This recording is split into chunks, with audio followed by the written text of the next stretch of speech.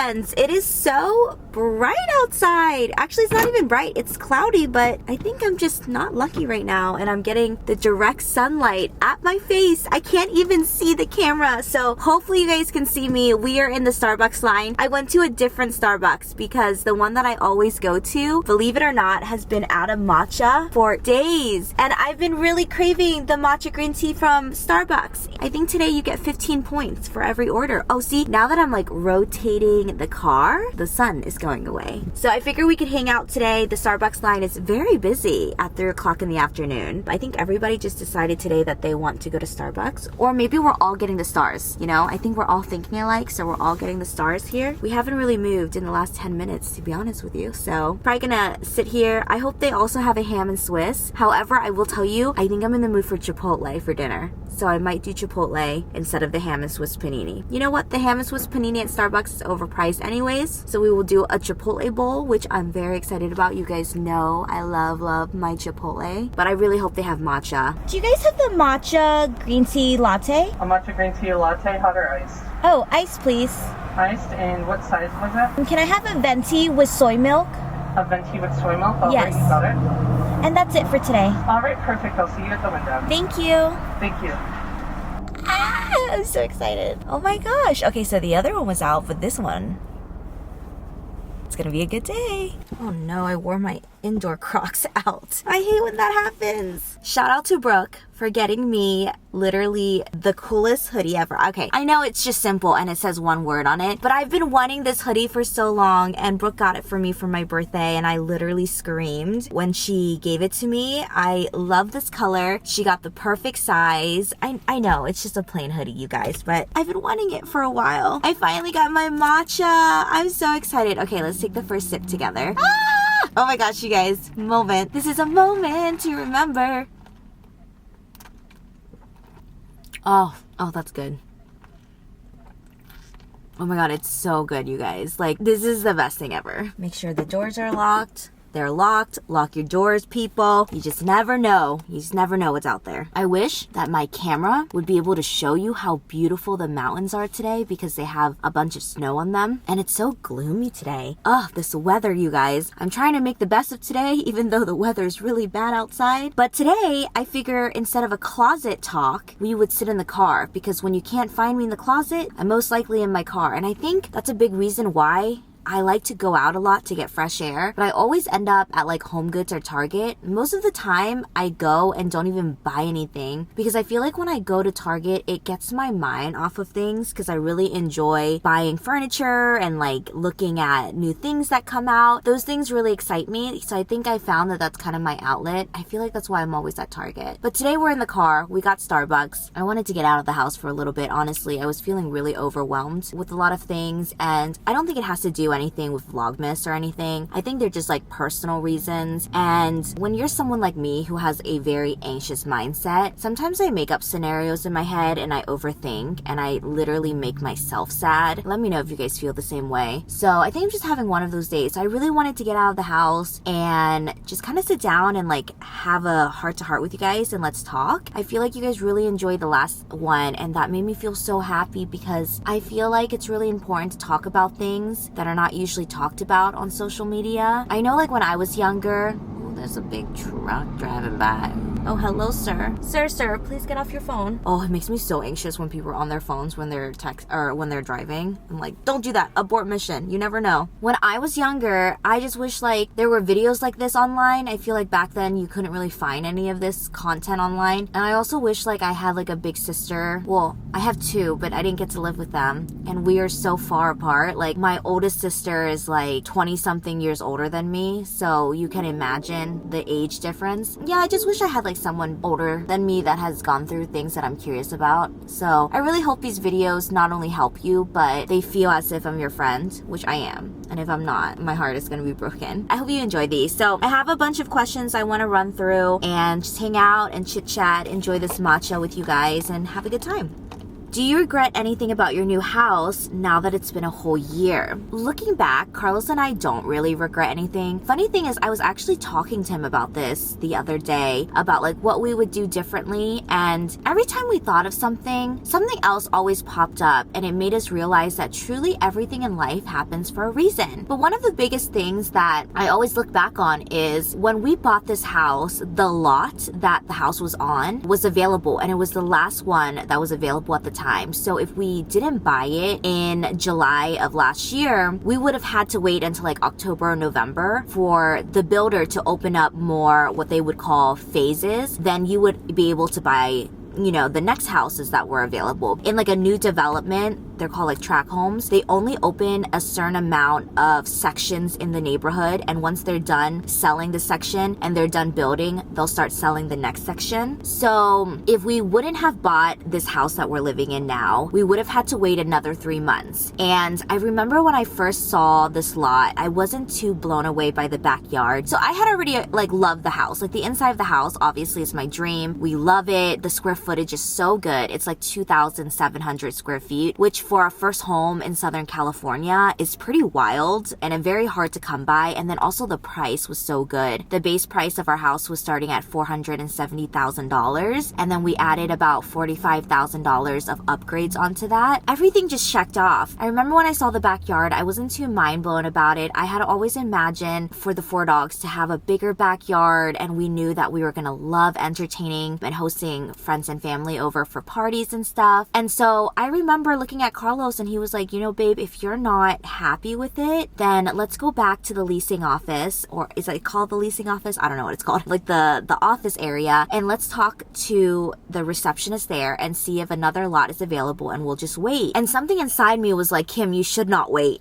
And I'm so happy that we didn't wait, because there were a few things. One, I'm very, very grateful that we ended up keeping this purchase, because backyards are so expensive. And for our area in particular, the builder doesn't do anything with your backyard. When you move in, as you guys can tell from the beginning moving vlogs, the backyard is complete dirt. And it's not even like normal dirt that you use like soil. It was like a very interesting type of dirt where it got stuck in between the paws of the dogs, because they would like go outside and potty and play. And so the backyard in itself cost us $15,000 to do. And so I remember looking at him and I was like, babe, imagine if we would have gone with a bigger backyard. Like, where would we have gotten the money to do the backyard right away for the dogs, you know? And then another thing was, in a matter of, I think, 2 to 3 months after we bought the house in July, the market just skyrocketed. So instead of the base price starting at $470,000, like I mentioned to you guys earlier, the base price of our home started at like $520,000. And so it was such a huge increase. The market was so hot last year. There were moments where I thought about it, but then I realized that everything works out the way that it's supposed to work out. And I truly feel like we were meant to get this house. It was the last one available. And then I also found out from one of my neighbors that she was about to buy our house, but last minute her and her husband changed their mind and bought another one. So if she would have bought our house, I don't think that we would have been able to afford this neighborhood because of timing. So regret wise, I think that was the only thing, like the backyard, that I kind of feel a little iffy on. But then I look back and I'm like, you know what? It was supposed to happen that way, and I'm grateful. Do you regret eloping and not having a wedding? I do not regret eloping, and I'm very thankful that my husband and I feel the same way. We don't regret it at all. What's more important to us, like we've mentioned before, is our marriage and our relationship and how we treat each other and how we feel about each other and our goals and life plans for the rest of our life, right? Because a marriage is a huge commitment. So we don't regret eloping.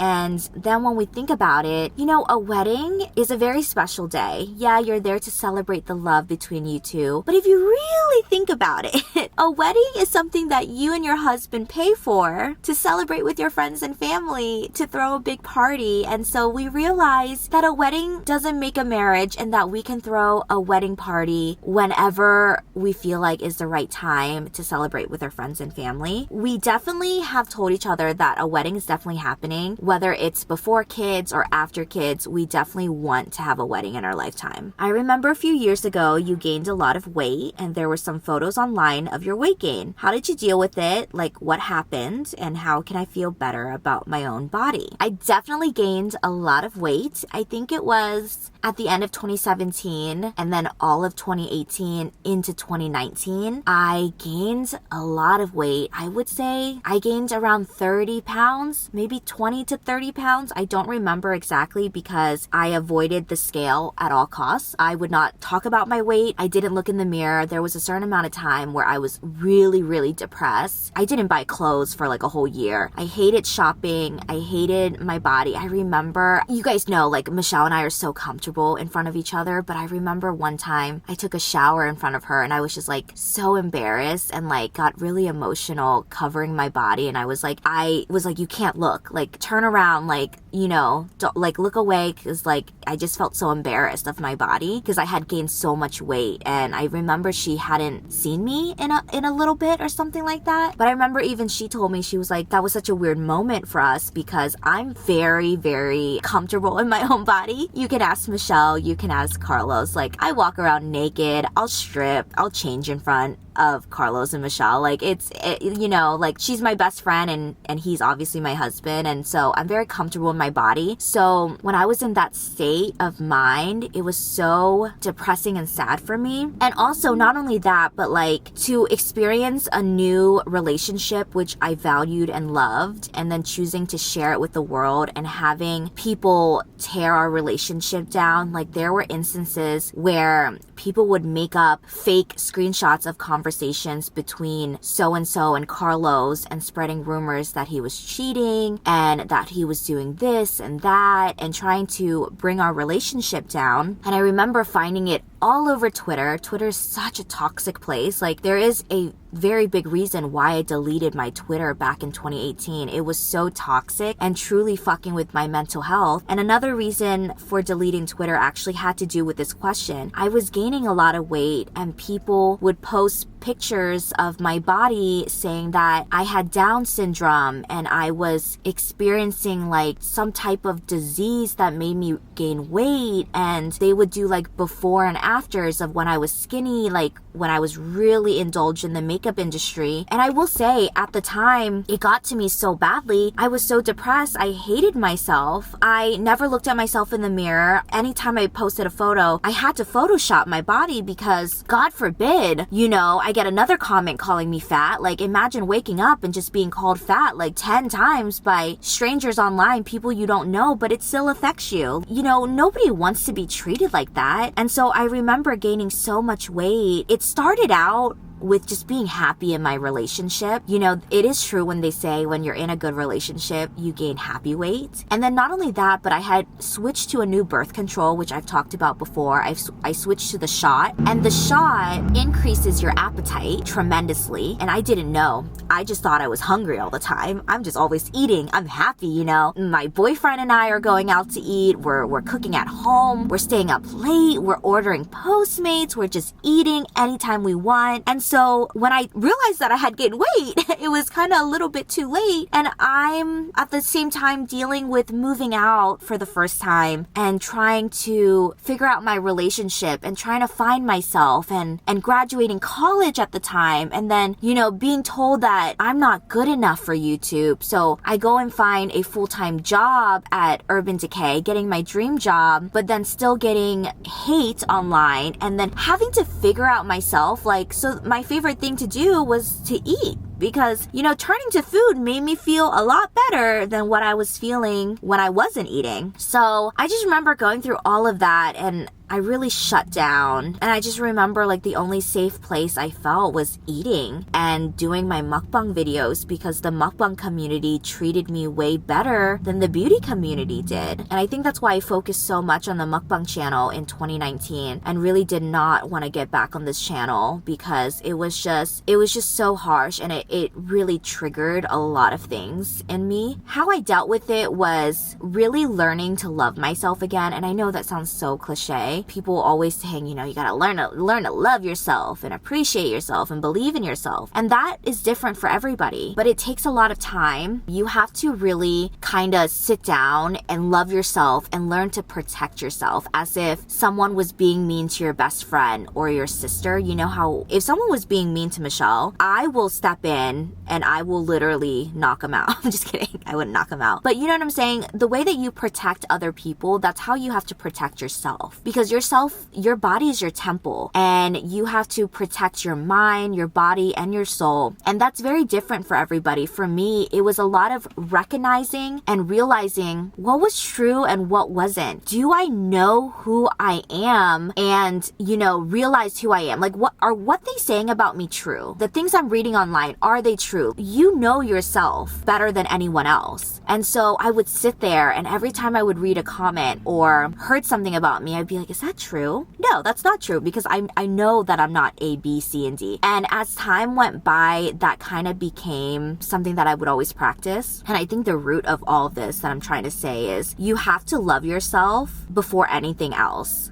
And that sounds so selfish to say, but it's true. After I learned to love myself and value who I am as a human being and not live under other people's criteria and judgment, I felt much better about who I am. And I feel like there's no formula on how to do that, right? There's no formula or step-by-step on how to love yourself. It's such a journey, and it's different for everybody, and it takes time for everybody. Some people will, you know, transform themselves in a few months. Some people take years. And, you know, some people go into their senior years still feeling that. And I feel like as a human being, it's so normal too to compare yourself to others and have moments where we just don't feel good about ourselves. But what's important is that we don't stay there. As a human being, it's okay to feel things. It's okay to have emotions. Your emotions are valid. They matter. No one else can tell you how you should and shouldn't feel about yourself. Do you Google yourself and see what you get? I used to all the time. Actually, a lot of my anxiety comes from that, so I don't do it anymore. But I used to Google myself often. Now I don't Google myself at all, but I realize that subscribers sometimes do, and they'll just send me what they find anyways because they're very concerned about it, which I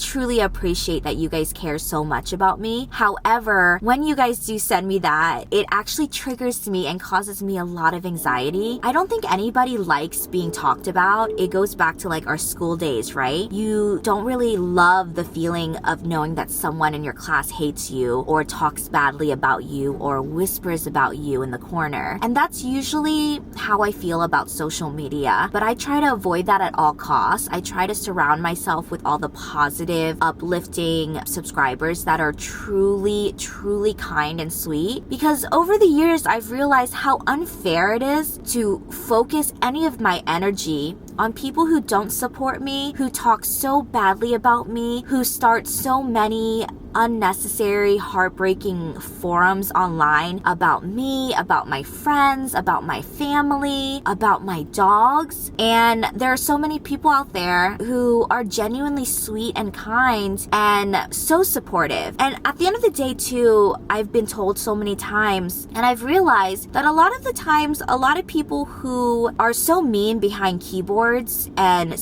are so comfortable sitting behind a computer talking so much awful things about people they've never met but have only seen a 30-minute, 20-minute, 10-minute video online from. Usually those people are battling something internally. I feel like it's not a healthy thing for them to be online, but I feel like for them, it kind of gives, when they talk badly about other people, it makes them feel better about themselves in some ways. And I feel like we've all been there where we don't like so-and-so, and so we talk shit on them, hoping that other people will chime in and talk shit on them. And yeah, it makes you feel good in that 5 minutes you're talking shit. Would you feel proud of yourself and feel good if your friends and family knew that you did that? Or when you sleep at night, like, do you feel better about yourself? And I feel like if the answer is yes, I think mentally that's not okay. But I think hurt people just hurt people. That's why I don't Google myself, because I made a decision to be a YouTuber, to create content. That doesn't mean that I deserve to be treated like shit and be talked down on and belittled and have so many things made up about me that are so far from the truth. truth. So I don't Google myself. I used to all the time, and then I would end up crying about it. There are so many forums online that are just shitty. So many awful things. You know, me looking like I have Down syndrome, which, by the way, I don't know why people think that's an insult. Like, who cares if someone has Down syndrome? Most of like the most kindest people and the smartest people and the most amazing people in the world, like, have Down syndrome. Like, I just don't understand. Like, is that supposed to be an insulting to me? I think that's completely fucked up. It's not insulting to me. But I think it's insulting that you make it into a mean comment or you use it intentionally to try and hurt someone, which at the end of the day, I think those people look stupid. Talking about Carlos and talking about my friends and family, saying that Carlos and I abuse our dogs. I literally look at my content and I'm just like, I don't understand what I do for people to hate me. If at the end of the day you hate me because my voice is annoying, or you don't like that I buy and sell my furniture, you don't like that my hair is always up, you don't like my humor, you don't like my sarcasm, like, that's fine. Like, you don't have to like me, and I'm not gonna be liked by everybody in the world. And it feels so good to get to a point where I don't feel like I have to impress everybody. I just want to be myself, and I feel like once I got there, life just got way better. It does break my heart that some of the rumors and the things that are said about me online are so far from the truth that they truly hurt, because I would never in a million years do things, and I feel like I'm just myself online. So for people to spread awful rumors and then talk about my dogs, like, don't talk about my dogs. Like, they're my children, they're everything to me. So it's just so fucked up. So no, I do not Google myself. Apparently, as you can tell, it fucking triggers something. Are you and NikkieTutorials still friends? What happened? I don't see you guys online together at all. I haven't seen Nikki in a very long time. I think the last time I saw Nikki was in 2018 when she came to my first apartment and we had dinner together, and I haven't seen her ever since. After then, we've made a few plans when she came to the US, and that didn't work out. Oh, by the way, if you guys didn't know, Nikki lives in Holland, which is pretty much across the world, and I live in California. So we saw each other a lot in 2017 because she had so many work trips in California, and with me living here, we always made it a trip together. We would always spend time together. And so we saw each other a lot, and then slowly she couldn't really come here. She was so busy with her other projects, and so slowly we just didn't really get to see each other a lot. I think I did get to visit her twice in Holland, but that was pretty much it. So we don't really talk as much as we used to, but we still follow each other on social media, and I see all the amazing things that she's doing. So that's the reason why we haven't seen each other. And we talk here and there, you know, we do like really quick catch-ups, but it's actually been a while since I've talked to Nikki though. I think she just has so much going on, so it's been hard to kind of talk over the phone, but I still love her dearly, and I just wish her nothing but the best. She's so happy with her engagement, and I just can't wait to see what else is in store for her. Have you ever had a miscarriage? I have, and sometimes I wonder if maybe that's why you talk about kids differently. For example, get a chance, etc. I've never had a miscarriage. Definitely have had friends and family who've had it, and it tears me apart and breaks my heart to hear about, you know, their story, and I'm so grateful that they have chose to share it with me. I personally have never gone through it, and I won't sit here and say that, oh, I can understand or feel what it's like. And the reason that I say get a chance is because I feel like when you get pregnant and get a chance to get pregnant, getting pregnant and having a baby when I was growing up, I thought it was just like everyone could have kids. You know, growing up, I thought that's what you do. You get married, you meet someone, you know, a lot of people don't have to be married to have kids. You meet someone and you have kids. Like, it didn't struck me until I got older that not a lot of people can have kids, right? Like, do you guys feel the same way? I feel like growing up when we were younger, we didn't realize that a lot of people couldn't have kids, unless obviously it happened in the family and you've heard stories. I didn't realize that until, you know, in the past few years, as I got older, I realized that not everybody can have kids, whether you're dealing with something with your health or, luck-wise, you just can't have kids. And so I didn't realize that. And so that's why I say if I get a chance to have kids, because I truly don't know. And I think having a baby is such a beautiful miracle. And if the universe blesses us with kids, I would be forever grateful for that. So that's why I say that. What has been your biggest achievement so far with your career and biggest failure? Wow, my biggest achievement, I will always say 100%, is the lives that I get to be a part of. The subscribers that I never get to meet and never will get to know, but somehow love so dearly. And it doesn't make sense to me, but I know a lot of you guys feel the same way because you're like, Kim, I really don't know you, but I'm just so happy for you. And truly, that's how I feel about my subscribers too, is like, there are some subscribers that message me very often and I get a chance to talk to them and I catch up with them. I've had some subscribers that have watched me since they were in high school and now they're graduating college. I've had some people start families and have kids. And so my biggest achievement is changing lives without realizing that I was. And I know that sounds so lame. I don't want to be like a quote influencer and like talk about influencing. I don't even call myself an influencer. I cringe when I have to say that I influence or I'm a YouTuber. I just say that I make YouTube videos. I make content. I'm a content creator. That's my biggest achievement. There are so many more ways to change people's lives than medicine. And that's what I thought I had to do. I knew that when I grew up, I wanted to change people's lives. And I thought the only way to do that was to be a doctor, right? But I realized that I've been doing it for 7 years and I have to, I have to realize it. But that's my biggest achievement, is just being a part of your life and having your love and support. That's the best thing that I've ever done. And my biggest failure? Oh man, I've had many failures, but my biggest one, oh man, I don't even know. I've had so many failures in life and I feel like failing is really good because failing teaches you something. I feel like it's a win-win. You took a risk and it teaches you something if, it didn't go through.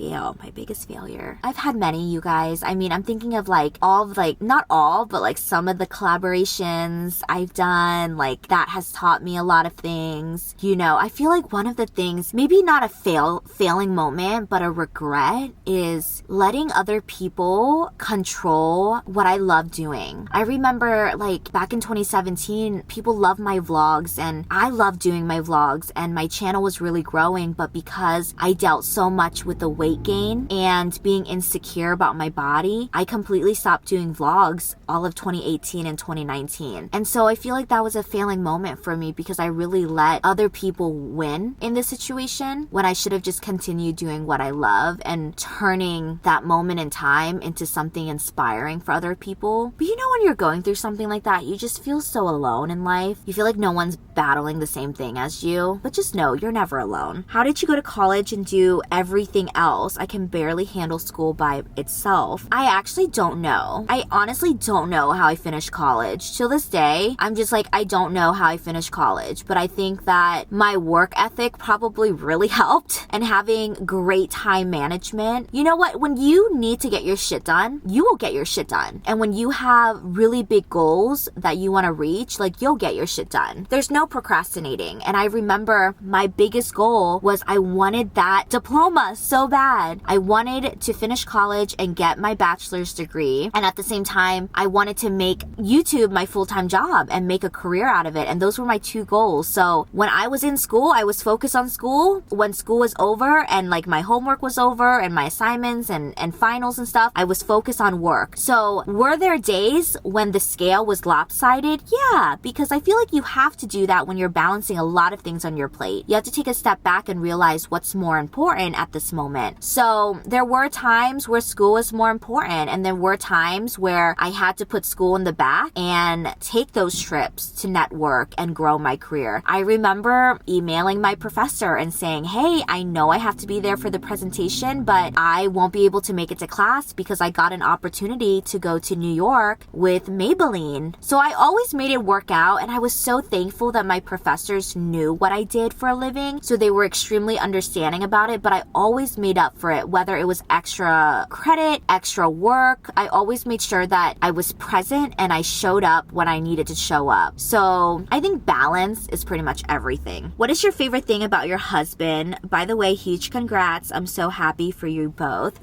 So I'm still getting used to calling Carlos my husband because he was my boyfriend for a while, for 3 years. And then he was my fiance. And now I'm still getting used to the husband. And one day he's going to be a dad, which is so crazy to me. My favorite thing about Carlos is, by the way, babe, as you're editing this, stay humble. Remember, you're a 5 out of 10. I'm just kidding. My favorite thing about Carlos is he is cooler than a cucumber. He is so like calm and collected and very logical. And I don't know if you guys can tell by the vlogs, but I'm crazy all over the place, filled with anxiety, always overthinking, hyperventilating, crying myself to sleep, like thinking of scenarios that have never happened, and I'm just like freaking myself out. So I'm very grateful that I have found someone that really balances me out. I honestly think we work so well together because we really do balance each other out. I think Carlos, you know, as a man, sometimes he lacks a little bit of common sense. So I think that's where I come in. You know, sometimes he does and says things and I'm just like, no, babe, let's bring you back to earth. So I think we're a great balance. And I also love the fact that he is just my best friend. Like, yeah, he's my husband. I get it. We're legally married. But when I hang out with him, I truly feel like he's my best friend. Like, there's no pressure to be any certain way around him. And it's the best feeling. And I felt this for a very long time. I mean, that's why I married him. But for a long time, I always felt like I could be myself around him. And there's nothing better than marrying someone that you can 100% be yourself around and not feel judged. And I love that he's very logical. He'll tell me as it is, which I appreciate and I love because I hate when people butter me up and like beat around the bush. I like knowing the truth. Like, I would rather know the truth than have you beat around the bush. And I love that he keeps me on track. You know what? I truly appreciate Carlos and just everyone in my life because I'm not like a braggy person. I'm very, very humble, but they truly, truly keep me grounded. Like Brooke and Michelle, they're like, oh my God, it's so cool that like, you know, you have subscribers and like you're quote, you know, famous or whatever, which makes me cringe, by the way. I hate that word. But at the same time, they're like, no, Kim, like you suck. Like, shut the fuck up.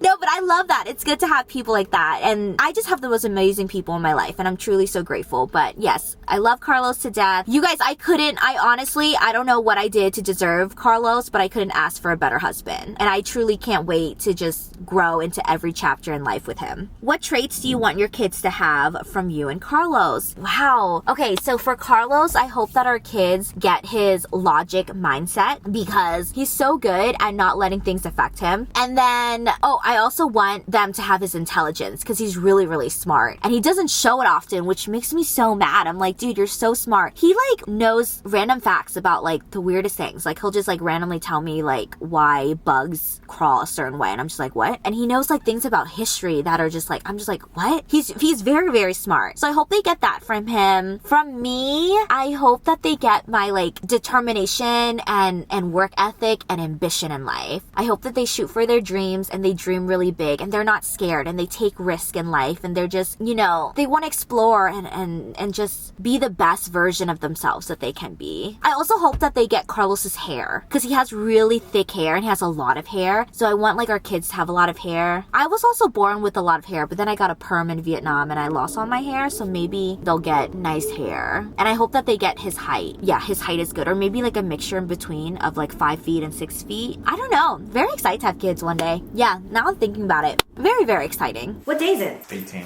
18? Okay. We're on the last row. What has gone through a lot of shit together, but we'll always stay together? Your ass cheeks. That one's too easy, bro. I didn't get it the first time.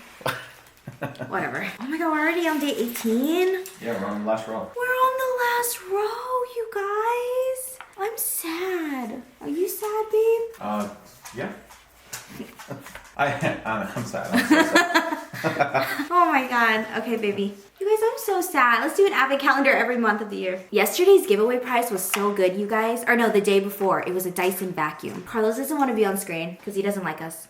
Remember, you like me more. What is it? Is it lit? $5. Shut up. Look.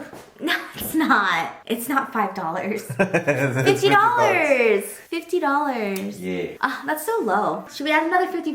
Fine, we'll make it $100. $100. Okay, you guys, the giveaway prize today is $100. If you would like to win $100 for the holidays, could help you with anything, bills, presents, Chipotle. No one likes Chipotle. I do. I had it today. Did you use your gift card I got you? No, I forgot it. Oh my goodness. I know. Been trying to get points on my app though. Use the gift card. Okay. If you guys want to win $100, make sure you guys subscribe to this channel, like this video, leave a comment down below, and follow me on Instagram as well. I choose the lucky winner after 24 hours. I always pin their comment at the top of comment section. So make sure you guys check that out. I love you guys, and I will see you back here tomorrow with a brand new video. Bye. Bye.